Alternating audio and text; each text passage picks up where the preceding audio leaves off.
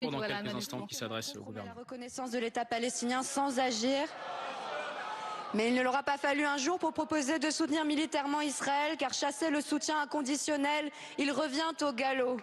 Pourtant, quel que soit ce que l'on pense du régime de Khamenei, que l'on a toujours condamné, le droit international est clair. L'Iran est l'agressé et Israël l'agresseur.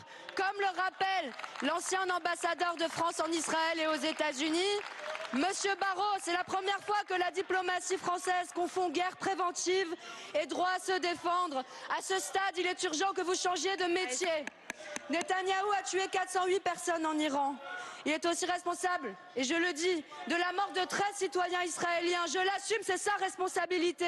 Ni Netanyahou, ni Khamenei, et l'appel du mouvement Femmes, Vie, Liberté.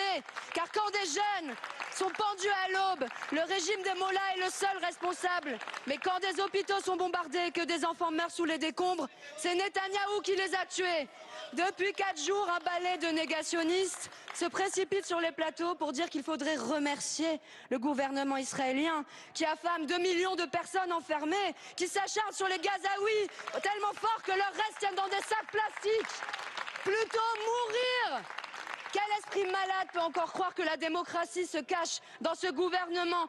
Il y a 20 ans, des propagandistes de votre genre squattaient déjà les plateaux télé et vociféraient qu'il fallait soutenir l'invasion de l'Irak par les États-Unis au nom des armes de destruction massive qui n'existaient pas plus alors que la bombe atomique iranienne n'existe aujourd'hui. Et ce sont les services américains qui le disent.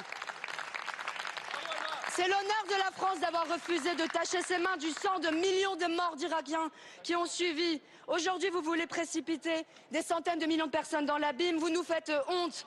Votre gouvernement est transitoire. Le siège de la France au Conseil des Nations Unies est permanent. Merci beaucoup.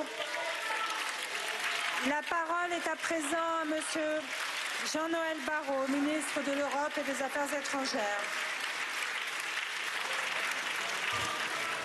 Madame la Présidente, Mesdames et Messieurs les députés, Madame la députée, la première de toutes les choses, c'est que nous n'avons ni soutenu ni participé à ces opérations israéliennes. Et depuis les premières heures, nous appelons à la retenue, à la désescalade, à la préservation des civils, à l'arrêt des frappes de toutes parts. Parce que nous considérons qu'il n'y a pas de solution militaire au problème du nucléaire iranien. Ça n'est pas une déclaration qui date d'hier ou d'avant-hier. Nous le disons depuis des mois et des années avec régularité et avec constance.